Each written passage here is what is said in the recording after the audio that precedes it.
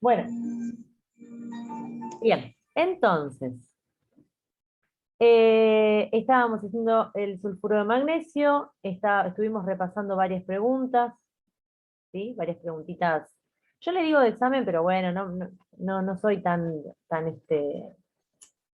triunfalista, digamos, tan que, bueno, es una pregunta de examen y no me importa más nada. No, de hecho, a mí lo que me importa es que ustedes aprendan, no el examen. Pero bueno, digo preguntas de examen porque, bueno, indefectiblemente este es el sistema, las materias se aprueban por examen y bueno, por eso es que digo preguntas de examen, pero no soy tan triunfalista. Bien, entonces, habíamos dicho, para el azufre no voy a volver a escribir todo lo mismo, pero habíamos dicho que era la configuración electrónica externa, ¿sí? Nos había dado como resultado que teníamos 6 electrones externos. Yo les dije que esto se podía ver en la tabla periódica tranquilamente, ¿sí? Eh, y también les aclaré que la tabla me permitía eso, me permitía que, voy a hacer la tabla de nuevo para terminar la idea esa que tenía de la tabla. Esta tabla, que está lo mejor posible, me permite, recuerden que acá había 2 casilleros, vieron que les dije recién, acá había 2 casilleros, ¿sí? Que están acá abajo, lo cual no es poco, que esto haya quedado acá abajo, pero bueno, no importa. La tabla está ordenada de manera tal que a mí me permite, primero, por ejemplo, ver cuáles son los elementos más pequeños y cuáles son los elementos más grandes, porque en realidad, por ejemplo, el hidrógeno es el 1, ¿no? El helio es el 2, ¿no? Y bueno, y uno puede seguir, litio 3, ¿sí? Puedo yo seguir, y a medida que voy pasando por todos los elementos se van haciendo cada vez más pesados. ¿De acuerdo? Entonces, en algún momento voy a llegar a, no sé, al yodo, no sé, por decir algo, sí que está acá, que es un elemento mucho más grande que el hidrógeno, por ejemplo. ¿Sí? Entonces, de algún modo, yo tengo una idea de tamaños. ¿Por qué? Y bueno, porque los elementos están ordenados por número atómico creciente. ¿Sí? Es decir, que los elementos primeros son los más pequeños y los elementos últimos son los más grandes. Y eso tiene que ver con el número atómico. ¿Sí? El número atómico, a su vez, también se relaciona con el número másico. ¿Sí? Recuerdan que el número másico es el número que me dice cuánta masa tiene el átomo. Es decir, es la sumatoria de número. El número másico es la sumatoria de todas las partículas que me aportan masa en el átomo. Y todas las partículas que me aportan masa en el átomo son los protones, ahí, protones, y los neutrones. ¿Sí? Estas son las dos partículas que a mí me aportan masa en el átomo, protones y neutrones. ¿Sí? Entonces, vieron que recién la compañera me había dicho cómo era la cuenta. ¿Sí? Si yo quería averiguar la cantidad de neutrones de un átomo, lo único que tenía que hacer era hacer el número másico menos el número Z. ¿Y por qué el número Z? Y bueno, porque recuerden que protones no es otra cosa que Z. ¿Sí? Es lo mismo. Entonces, A es igual a Z más neutrones. Para sacar la cantidad de neutrones, obviamente, tengo que hacer A menos Z. Y eso es la cantidad de neutrones. ¿Sí? Por ejemplo. Una pregunta de examen que me gusta hacer y me encanta y siempre la hago es ¿por qué el número másico? O, por ejemplo, ¿qué partículas están involucradas en el número másico y qué partículas no están involucradas en el número másico y por qué? ¿Sí? Entonces, ustedes saben que el número másico es la sumatoria de las partículas que me aportan masa, por eso se llama número másico justamente. Entonces, es la sumatoria de protones y neutrones. ¿Qué partículas están involucradas en el, porque estoy copiando, profe, en el... ¿Qué partículas aportan masa y qué partículas no aportan masa? Es decir, ¿qué partículas están involucradas en el número másico y qué partículas no están involucradas en el número másico? ¿Está Bueno, bien? ¿Se sí, entendió? sí, sí. Bien, entonces, ¿qué partículas están involucradas en el número másico? Y bueno, aquellas que aportan masa, obviamente, ¿sí? ¿Qué son? Obviamente los protones y obviamente los neutrones. Ahora, acá los electrones no están apareciendo, ¿sí? Y yo les había hablado de que los electrones también son partículas. Entonces, ¿por qué los electrones no están involucrados en la masa atómica? ¿Por qué los electrones no están involucrados? Porque son energía. Hay Porque una, son los que se comparten o ceden. a ver, Profe, se me cortó, ¿cuál era la pregunta? la pregunta es, ¿por qué los electrones no están involucrados en la masa atómica?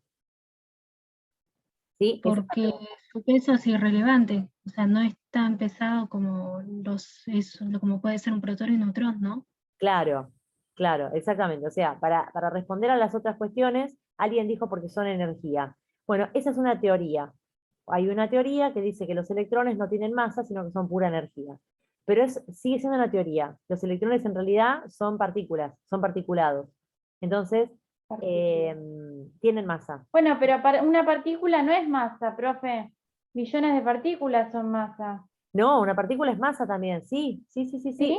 Sí, una masa insignificantemente pequeña, ¿no? Ah, bueno. Pero sí, sí, claro, sí, sí, sí. O sea, un protón sigue siendo masa a pesar de no ser una masa significativa para nosotros, por ejemplo, ¿no? Porque no es significativo para vos, para mí, la masa de un protón, para nada, ¿no? Pero sí, sí es masa, sí, sí, sí, sí. ¿Está? Bien, entonces, eso con respecto a que si es energía o no. O sea, es energía, es una masa tan pequeña que hay personas que dicen que el electrón es pura energía, pero en realidad no es totalmente correcto. Después, alguien dijo que el electrón se cedía, se tomaba. Es cierto eso, pero eso no implica, o sea, no tiene nada que ver con su tamaño. O sea, es cierto que es como una moneda de cambio para los átomos, el electrón, pero no por eso no estaría o no estaría involucrada en el átomo, en la masa del átomo. ¿Sí? En realidad, Profe, sí, ¿los electrones están fuera del núcleo? claro, los electrones están Por fuera del eso, núcleo. por eso diría Eh, que no aporta o porque... no, porque en realidad o sea, están fuera del núcleo, eso es correcto, pero en realidad son parte del átomo. O sea, en ningún momento decimos que no son parte del átomo. O sea, son parte del átomo, ¿sí? La respuesta correcta a esta pregunta es la que dijo alguien que no veo, que la masa del electrón es insignificante frente a la masa de las otras dos partículas subatómicas. Es decir, la masa del electrón es 1000 y pico de veces más chiquita que la masa de los protones y de los neutrones. Entonces, como que en la sumatoria no tiene sentido sumarlo. ¿Sí? Es como que yo sume, para que ustedes se den una idea, es como si yo sumara, no sé, qué sé yo. No sé, tengo, no sé, 10 protones, ponele, ¿no? Tengo 10 protones, ¿no? Con la masa que me da los 10 protones, que es una masa grande, ¿sí?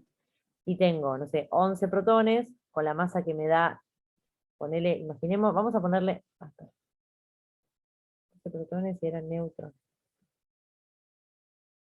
Neutrones. Vamos a ponerle una masa a esto. Imaginemos que 10 protones son, qué sé yo, no sé, 1000 gramos. Es una ridiculez absoluta esto que estoy diciendo, ¿eh? Pero es para verlo en números.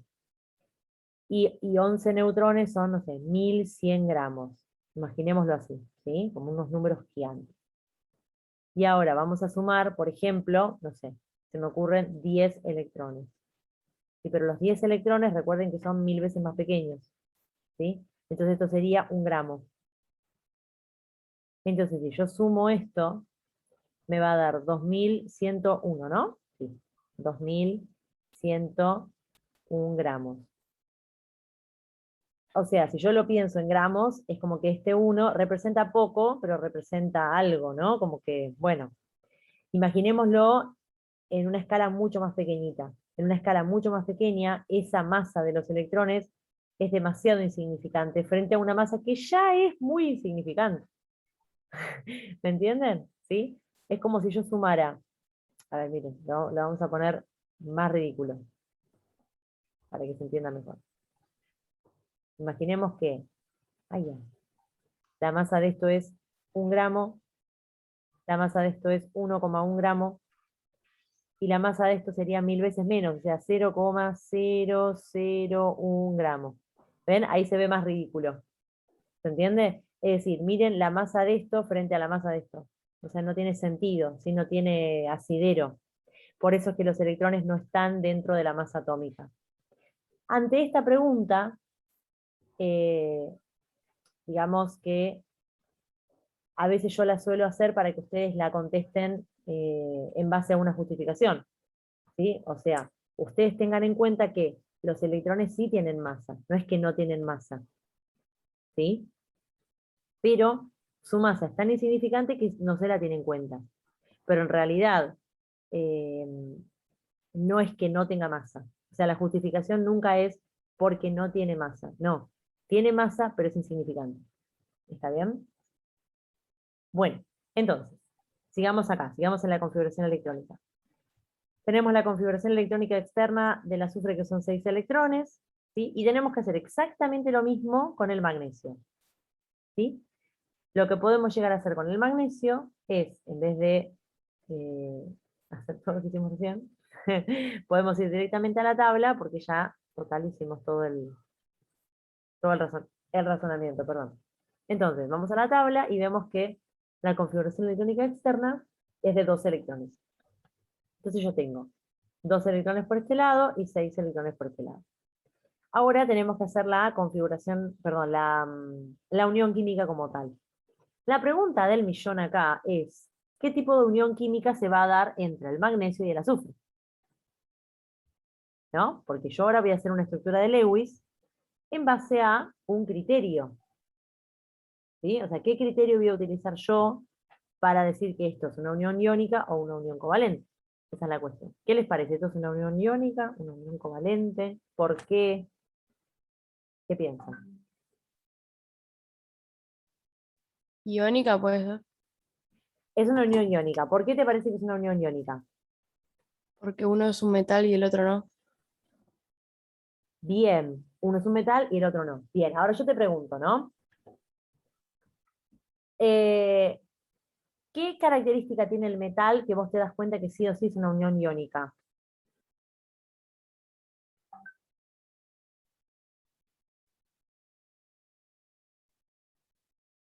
A cualquiera, se lo pregunto. Unión Los química. metales ceden electrones. Muy bien, exactamente. Y entonces, ¿por qué siempre que hay un metal...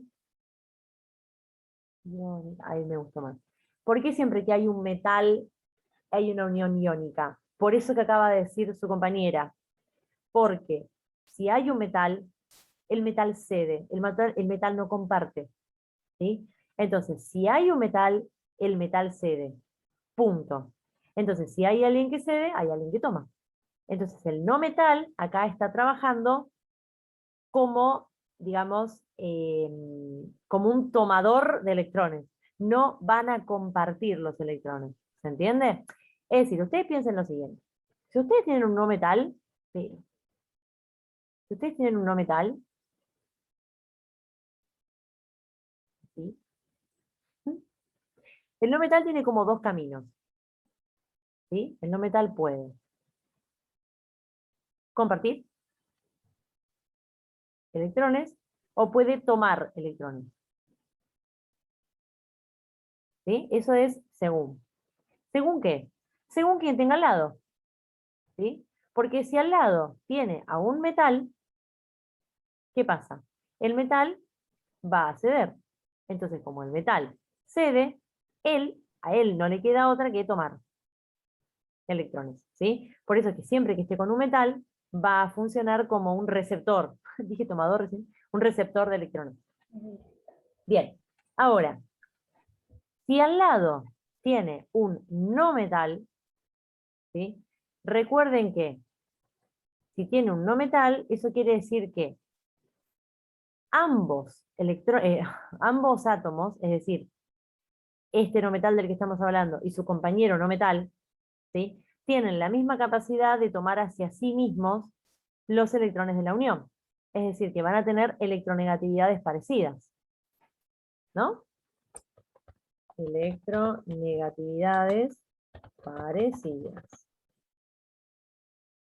En este caso, en el caso de que sean dos no metales. ¿Sí? Como van a tener electronegatividades parecidas, ninguno de los dos va a tomar los electrones. ¿Sí? Y ninguno de los dos, obviamente, porque son dos no metales, ninguno de los dos va a ceder.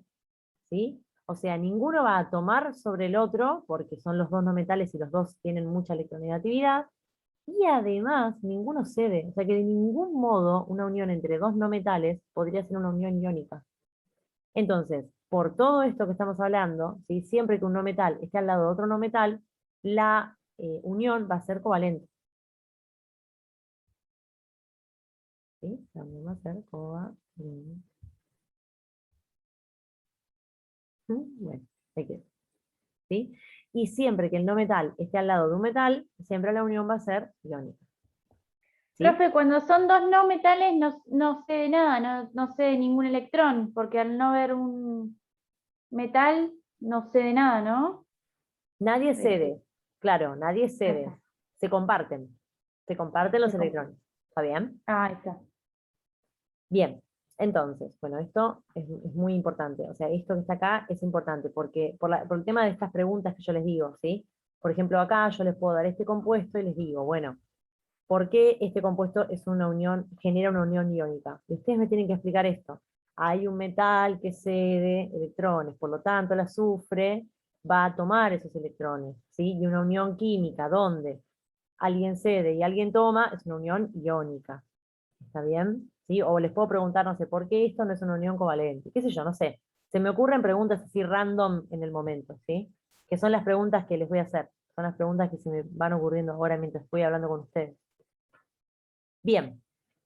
Entonces, una vez que tengo todo esto ya dilucidado, y digo, bueno, listo, es una unión iónica, voy a armar la unión iónica. ¿Sí? Primero le voy a sacar una foto a esto, y vamos a ponerlo acá. Después les mando las fotos igual, ¿eh? No se preocupen. Bien. Entonces, vamos a hacer la unión como tal.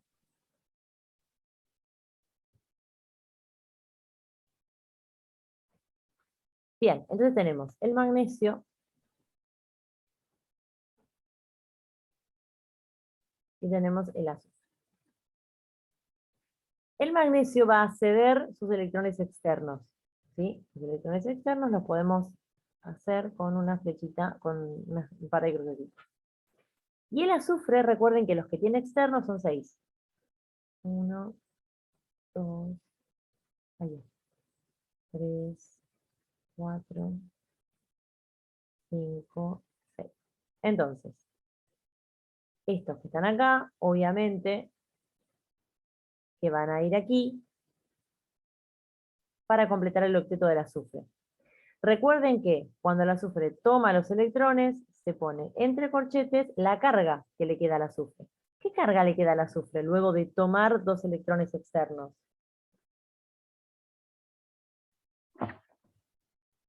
Carga negativa. Bien, exacto. Le queda una carga 2 menos. ¿Te acordás por qué le queda carga 2 menos?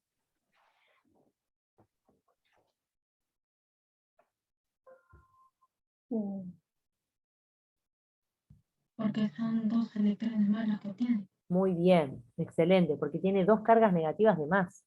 ¿Sí? Ustedes piensen lo siguiente. El azufre tiene, o tenía, ¿no? El azufre tenía 16 protones y 16 electrones. Esto ya lo sabíamos del suma anterior, ¿no? Bueno, ahora cuando toma dos electrones del magnesio, va a tener, en la nueva situación, digamos, ¿no? Va a tener 16 protones y 18 electrones, ¿no? Entonces, si yo me pongo a pensar en esta nueva situación, fíjense en la nueva situación. En la nueva situación, este azufre tiene dos cargas negativas de más. Por eso es que tiene una carga 2 menos, porque tiene dos cargas negativas de más. ¿Sí? Cuando se gana electrones, se gana carga negativa. ¿Sí? Porque el electrón es negativo. ¿De acuerdo? Entonces, esto. Bien, eso tiene que ver con la carga. Y después el magnesio también me queda con carga.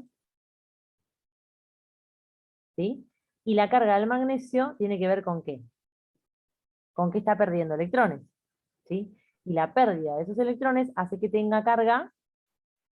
¿Qué carga le queda al magnesio?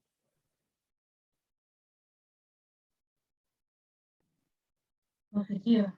Muy bien, positiva, 2 más, ¿sí? ¿Por qué le queda carga a 2 más? Y bueno, porque acaba de perder carga negativa. Si pierde carga negativa, eso quiere decir que queda con carga positiva además. Vamos a hacerle la misma lógica que acá. Esto es una pregunta muy de examen, ¿eh? O sea, esto es muy tomable, digamos, ¿sí? Les puedo decir, bueno, ¿por qué el magnesio cuando pierde sus 2 electrones externos queda con carga más 2, por ejemplo? ¿Sí? Y tiene que ver con esto, tiene que ver con que el magnesio, ay ya, me anda muy mal el mouse. El magnesio tiene 12 protones, no importa, lo sacan de la tabla esto, ¿sí? Yo porque me lo acuerdo de memoria, ¿no? Tiene 12 protones y 12 electrones en la tabla. Luego de perder, ¿sí? Luego de perder 2 electrones, ¿cómo me queda? Me quedan 12 protones, ¿ven que los protones no los modifico? Y me quedan 10 electrones. ¿Sí? Entonces, en esta nueva situación, yo tengo, ¿qué cosa? 2 cargas positivas de más. Por eso es que me queda más 2 la carga. ¿Sí? ¿Está bien? Por eso es que me quedan las cargas. O sea, uno después, cuando ya entiende el tema, lo hace automáticamente. ¿Sí? Pero es importante ver por qué está esa carga. No quiero que pierdan de vista eso. Es una pavada igual, ¿sí? No es difícil de entender, pero no quiero que pierdan de vista por qué el signo de la carga. ¿Sí? Bien, entonces tenemos todo ya armadito, y ahora vamos a escribirlo abajo más ordenado, ¿sí? Esto me quedaría así, magnesio.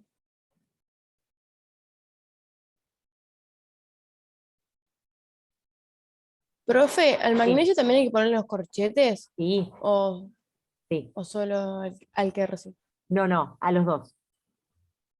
Sí, sí, sí. Profe, ¿se Sí. le pone el corchete al que recibe más electrones? Sí, ¿no? No, el corchete va para los dos, Ah, para los dos. para los dos. ¿Sí? Esta es la denominada estructura de Lewis, que ya estuvimos hablando muchas veces. Esta es la estructura de Lewis. Y esto es mm, la manera ordenada de escribir luego de la estructura de Lewis. Ah, ¿Sí? después de hacer la estructura. Después de hacer la estructura de Lewis, uno lo escribe así como más ordenadito. ¿La semidesarrollada, profe, o me estoy confundiendo con otra? Uy, no te escuché nada. ¿Qué es la semidesarrollada? Esta no se llama semidesarrollada. No. No sé cómo se llama. Creo que no sé si tiene un nombre esto. Sinceramente te digo. No, te juro que no sé qué nombre tiene esto.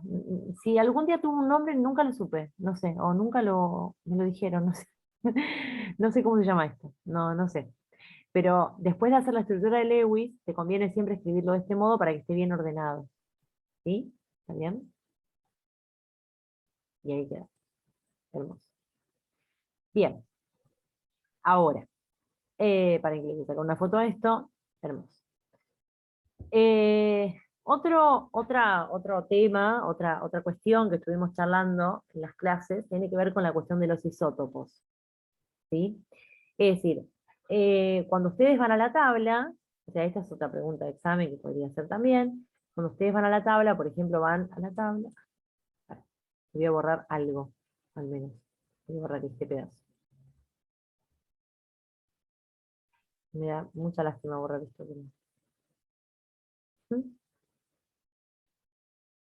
Cuando ustedes van a la tabla y encuentran, o sea, el hidrógeno, ¿no? Ponele.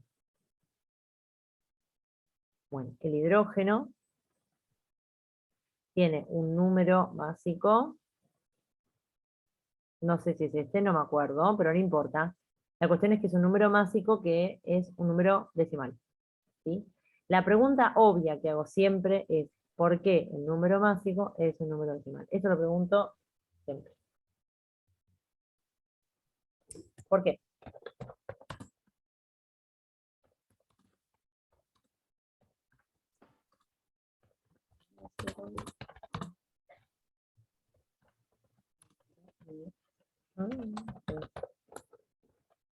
Bueno, ahí está.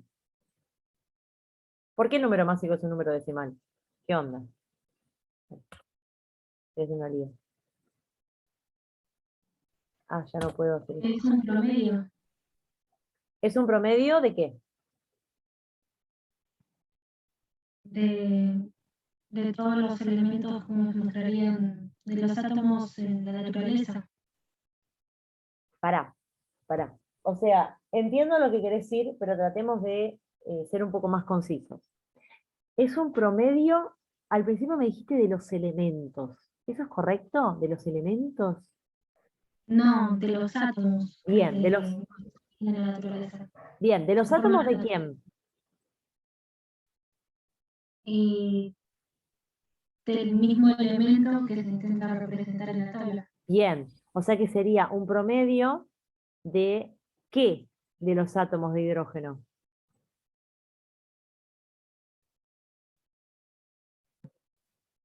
Y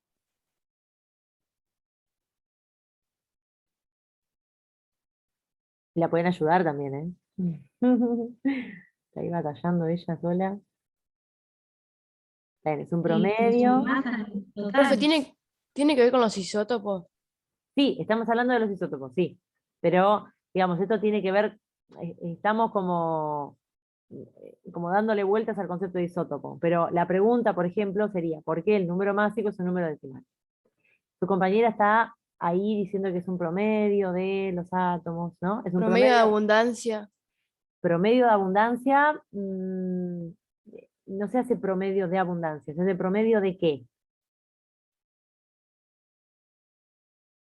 Promedio de... El peso de los protones, neutrones y bueno, de las partículas. De la claro, masa. es un promedio de las masas, ¿sí? Es un promedio, Mm, claro, es un promedio de las masas. Cuando vos decís de protones, de neutrones, claro, porque protones y neutrones es la masa. Entonces, yo lo que hago es un promedio de las masas de los diferentes átomos, ¿sí? Bien. Y a eso le aplico lo que estaba diciendo otra compañera, que era la cuestión de la abundancia, porque recuerden que los átomos no son abundantes en igual medida en la naturaleza, ¿no? Si estamos hablando del hidrógeno, por ejemplo, el átomo de hidrógeno 1, ¿sí? El hidrógeno 1, recuerden que se lo representa así, ¿se acuerdan de esto? ¿Sí? Esto era el número másico, esto era el número atómico. El hidrógeno 1, por ejemplo, tiene una abundancia altísima, ¿sí? De más del 90%, qué sé yo. ¿Sí? No sé, ni idea, ¿eh? Estoy inventando fuertemente acá. Sé que es muy alto, pero no, no sé qué porcentaje exacto. Después ustedes tienen esto que es el deuterio, ¿sí? Que tiene un porcentaje, no sé, tiro cualquier cosa, ¿eh? No sé, ni idea, 4%, qué sé yo. Y después tienen el tritio, que tiene un porcentaje de abundancia muy bajo, ¿sí? Que podría ser, no sé, qué sé yo, 1%. No sé, estoy tirando números así muy ridículos, porque capaz que esto está en una proporción muchísimo más baja. Entonces, lo que yo tengo en cuenta es el promedio de las masas, como dijo su compañera, pero también tengo en cuenta el porcentaje de abundancia en la naturaleza, ¿sí? Entonces, de ese modo, yo voy a construir el número másico como un número decimal. ¿Está bien? Correcto. O sea, las dos tenían como la idea, ¿sí?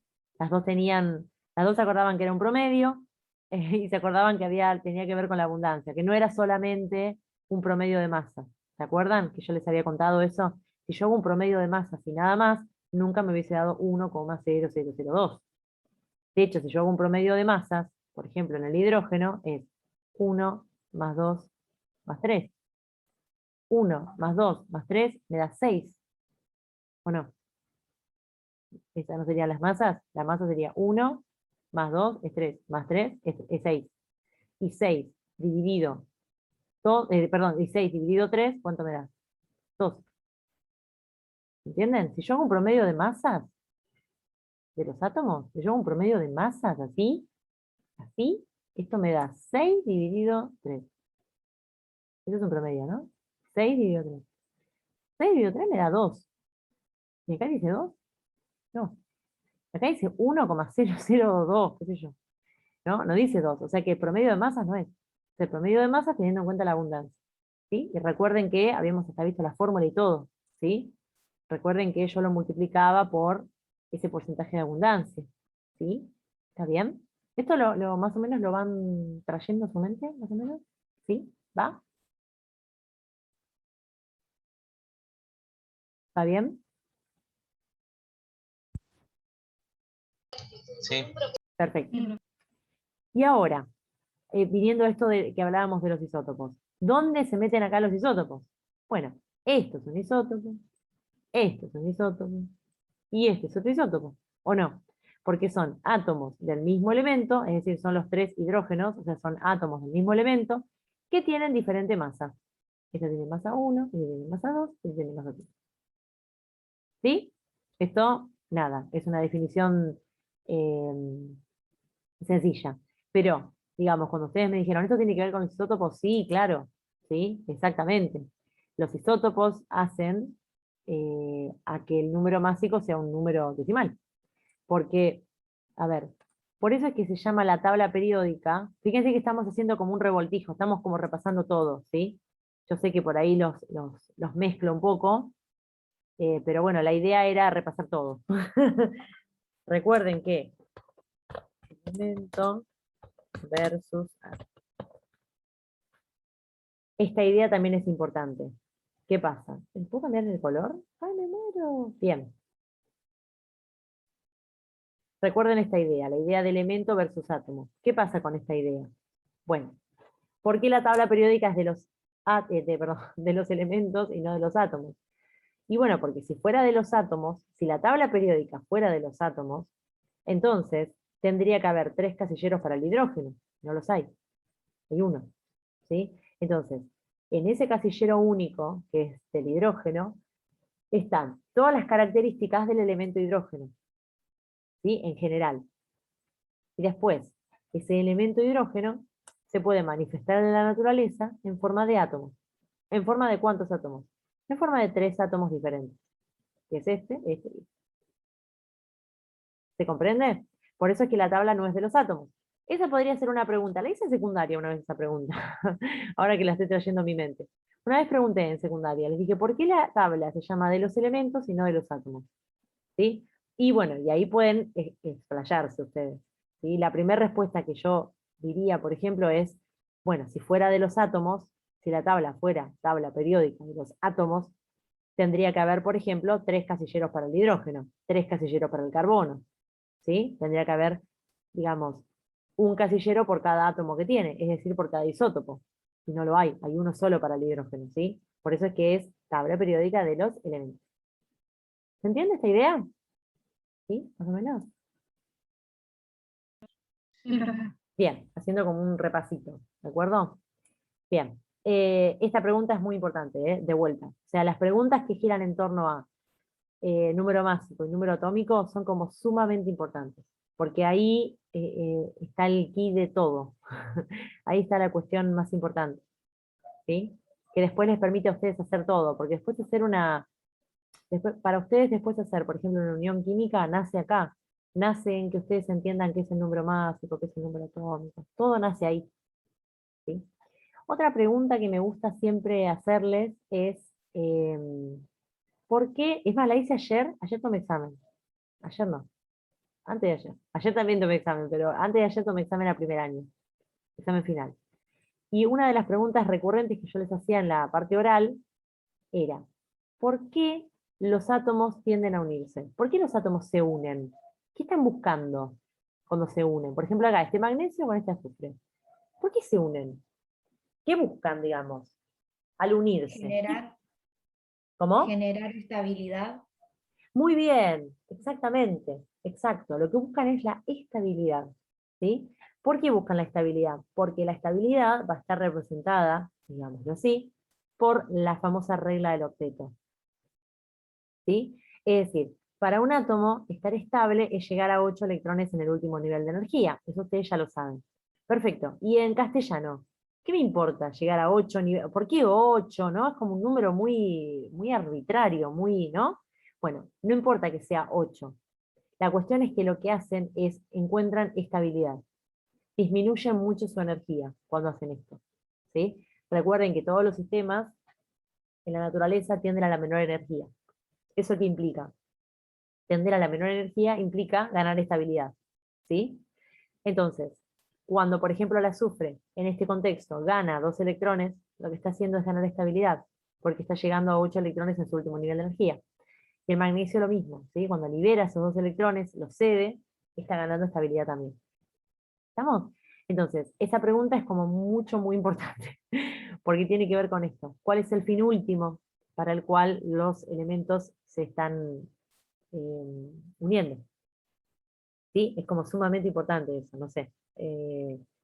Es como lo que a mí más me gustaría que ustedes entiendan, digamos, para que lo entiendan para cualquier sistema, para un sistema biológico, para un sistema, no importa, inorgánico, ¿sí? Siempre los sistemas tienden a la menor energía posible.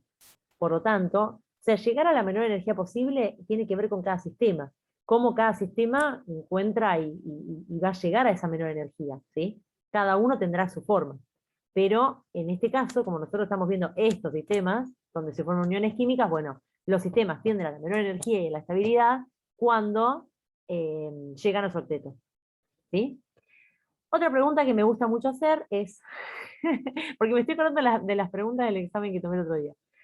¿Qué elemento llega, perdón, no llega al octeto? O sea, ¿qué elemento tiene, qué elemento es una excepción a la regla del octeto? Elemento importante, porque hay elementos que van en contra de la regla del octeto, pero ¿qué elemento importante no cumple con la regla del octeto y por qué? Es otra pregunta linda para hacer. ¿Cuál sería? A ver si se les ocurre. Está a punto de tirar algo mal. ¿Qué les parece? El hidrógeno. Excelente. El hidrógeno. El hidrógeno no llega, ¿sí?, a cumplir con la regla del octeto. Perfecto. ¿Sí? Recuerden al amigo hidrógeno. ¿Sí? El hidrógeno, si ustedes hacen la configuración electrónica, recuerden que tiene un orbital S solito. Es 1s1. ¿Sí? Por lo tanto, el hidrógeno solamente tiene un orbital S, que en todo caso puede ser llenado con otro electrón. ¿Sí? Pero no más. O sea, un orbital S, recuerden que no puede tener más de 2 electrones, puede tener o 1 o 2. No más. Por eso es que el hidrógeno nunca puede llegar al octeto, ¿sí? Más allá de que ustedes me digan, o sea, operativamente, ustedes cuando empiezan a hacer uniones químicas van a decir, sí, el hidrógeno siempre llega a 2. Genial, buenísimo, operativamente. Esperen que le saco una foto de esto. Pero después, quiero que ustedes entiendan por qué nunca va a llegar a 8. Porque tiene este único orbital, y este único orbital nunca va a poder alojar 8.